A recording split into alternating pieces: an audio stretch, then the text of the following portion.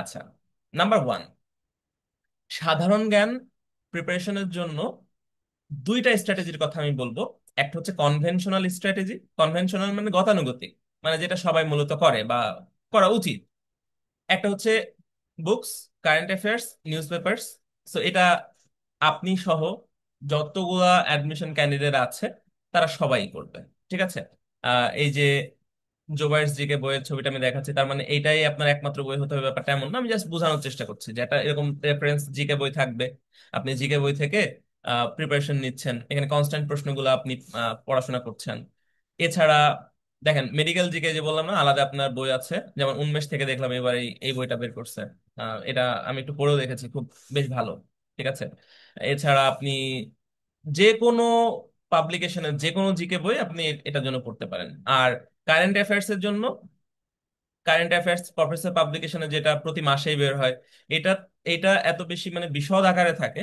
এটা আমি আসলে বলি অ্যাডমিশনের জন্য আপনাকে আলাদা করে ডেডিকেটেডলি এটা পড়ার দরকার নেই। এটা ওই যে পরে জোবাইর ভাইয়ের এই যে সাম্প্রতিক ক্যাপসুল যেগুলো বের হয় না, এই কারেন্ট অ্যাফেয়ার্স এর যতগুলা গুরুত্বপূর্ণ তথ্য থাকে সেগুলো সব কিন্তু ওর মধ্যে ইনক্লুডেড থাকে আর কি। ঠিক আছে। সো ওইগুলো যখন বের হবে ওইটাকে আমরা ফোকাস করব, সেটা হচ্ছে জাস্ট কারেন্ট অ্যাফেয়ার্স অংশটার জন্য, সাম্প্রতিকের জন্য।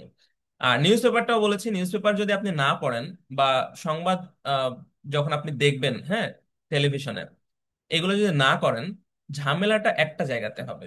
সেটা হচ্ছে অনেক সময় বই থেকে সবকিছু থাকে না। আপনি নিউজ পেপার প্রতিদিন পড়ে গেলে যেটা হবে, আপনার নিউজ পেপার হচ্ছে মুখস্থ করতে হবে না। জাস্ট নিউজ পেপার কিভাবে পড়তে হয় সেটার জন্য আমি একটু পরে দেখাচ্ছি যে নিউজ পেপার আপনি কিভাবে পড়বেন। সেগুলো একটু রিডিং পড়ে গেলে আমাদের অবচেতন মনে মানে সাবকনশিয়াস মাইন্ডে কিন্তু সেটা অলরেডি থেকে যায়। তা আপনি এটা পড়েননি, বইয়ে খুব ভালো করে ডেডিকেটেডলি পড়েননি, কিন্তু ওই যে পরীক্ষাতে প্রশ্ন তো এমসিকিউ আকারে আছে। তা আপনি যখন প্রশ্নটা পড়ে অপশনগুলো দেখবেন, আপনার ওই যে সাবকনশিয়াস মাইন্ডে আছে না, ওই তথ্যটা আপনাকে কিন্তু উকি দিবে যে ভাই মনে হচ্ছে এটা, মানে you are feeling like it, যে না এইটাই হবে, কিন্তু আপনি জানেন না যে এটাই হবে। তো ওইটা আসলে অনেক প্রয়োজন। সেটার জন্য এই নিউজ পেপার পড়া বা টিভিতে সংবাদ দেখা, এটার আসলে কোনো বিকল্প নেই। তো এই হচ্ছে আমাদের কনভেনশনাল স্ট্র্যাটেজি।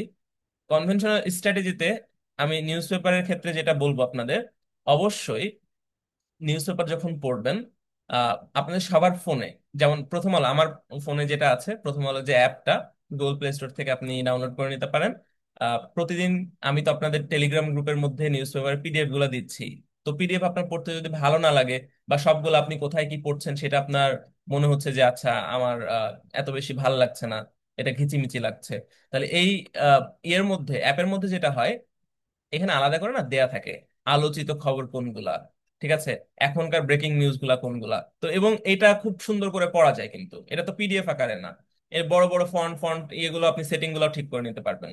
সো আমি সবাইকে বলবো অবশ্যই আপনারা নিউজ পেপার সাথে সাথে এরকম একটা অ্যাপ রাখবেন, যেটা আপনারা অন দা গো, দেখা যাচ্ছে আপনি কোথাও যাচ্ছেন, গাড়ির মধ্যে আছেন, তো আপনি এখন অন্য কোনো কিছু করা সম্ভব না, পিডিএফ পড়া সম্ভব না, আপনি জাস্ট অ্যাপের মধ্যে যে একটা আর্টিকেল দেখলেন, ওইটা জাস্ট হেডলাইন গুলা পড়লেন। তো এটা অবশ্যই করবেন। আমার কাছে মনে হয় যে এটা আপনাদের অনেক বেশি মানে বেনিফিশিয়াল হবে।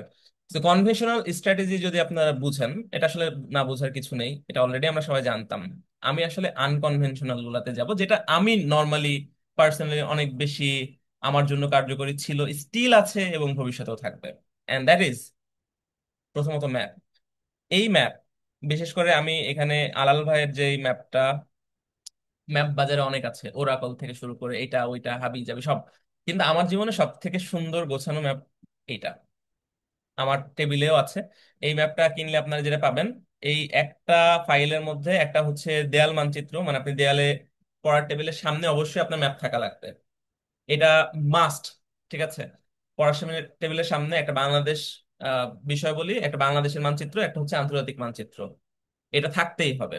যখন আপনি জিকে পড়বেন, যেটা আপনি পড়ছেন, ধরেন বইয়ে লাইন দেয়া আছে এরকম যে পৃথিবীর সব থেকে বড় দেশ হচ্ছে রাশিয়া, আপনি তখন ম্যাপের দিকে তাকাবেন, ম্যাপের দিকে তাকিয়ে দেখবেন যে রাশিয়া উপরে উত্তর দিকে আছে।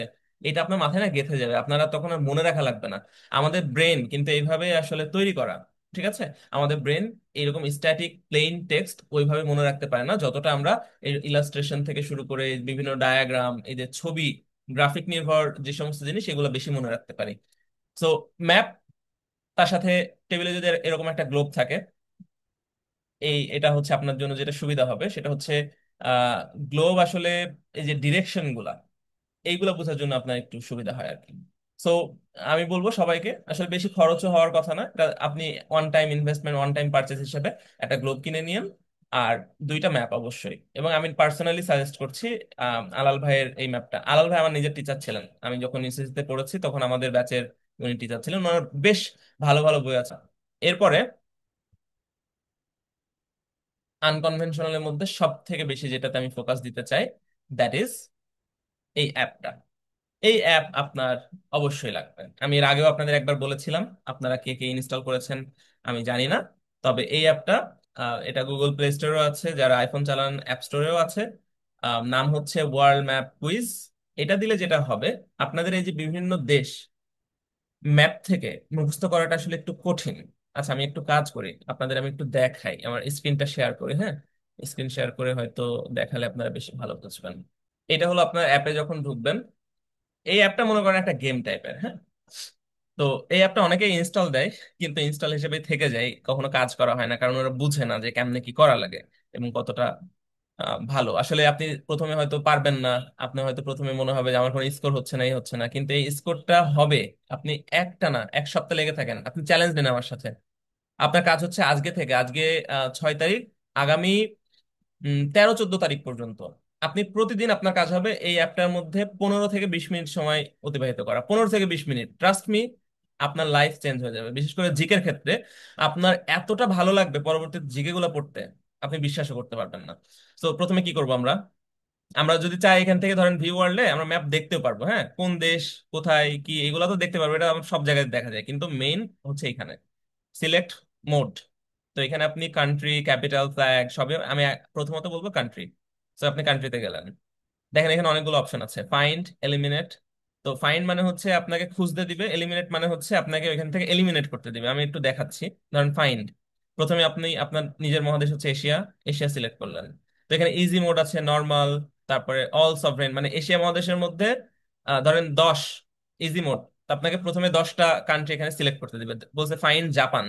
তাহলে আপনি ধরেন জাপান জানেন না কোথায়, এই যে এটা যে ইন্ডিয়া, এটা তো আমরা জানি, ধরেন আমি জানি জাপান কোথায়, তারপর আমি বলছি যে আমি জানি না, তাহলে আমি কি করলাম, আমি ইন্ডিয়া সিলেক্ট করলাম। ও বললো রং। রং বলে কিন্তু আমাকে দেখিয়ে দিল যে জাপান এইটা। দেখেন, আমি এখন তো দেখে ফেললাম যে জাপান কোথায়। তাহলে এরপরে যখন আমাকে আবার জাপান সিলেক্ট করতে দিবে তখন কিন্তু আমি জানি যে জাপানটা আসলে কোথায়। তারপরে যে এখানে দেখেন জাপানের ফ্ল্যাগটা আসছে, ওর নিচে লেখা আছে জাপান, ওর ক্যাপিটাল হচ্ছে টোকিও, তারপর ওর কারেন্সি হচ্ছে জাপানিজ ইয়েন। তা আপনি এরকম ভাবে প্রতিদিন যদি 10 থেকে 15 মিনিট এখানে ব্যয় করেন, প্রতিদিন যদি এরকম 10 থেকে 15 বার এই কান্ট্রিটাকে আপনি সিলেক্ট করেন, তাহলে আপনি এক জানবেন পৃথিবীতে ওর অবস্থান কোথায়।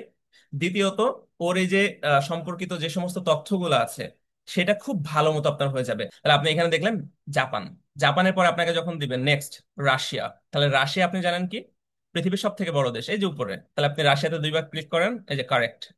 কারেক্ট যখন হইলো, আচ্ছা সরি, পরে এবার ওমান চলে আসছে।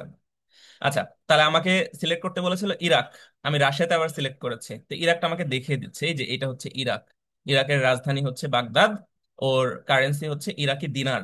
আচ্ছা, এরপরে আমাকে বলছে ইরান খুঁজতে। আমি জানি ইরান ইরাকের পাশেই এবং ইরাকের থেকে বড়, তাহলে এই যে এটা দিয়ে দিলাম। সাউথ কোরিয়া, সাউথ কোরিয়া হচ্ছে এই যে জাপান চীনের পাশাপাশি, তাই না? এই যে দুইটা দেশ, সাউথ মানে নিচে আর নর্থ মানে যেটা উপরে। তাহলে নিচের এই অংশটাকে আমি যদি সিলেক্ট করি, সাউথ কোরিয়া, ক্যাপিটাল হচ্ছে সিওল, কারেন্সি হচ্ছে সাউথ কোরিয়ান ওন। ওকে।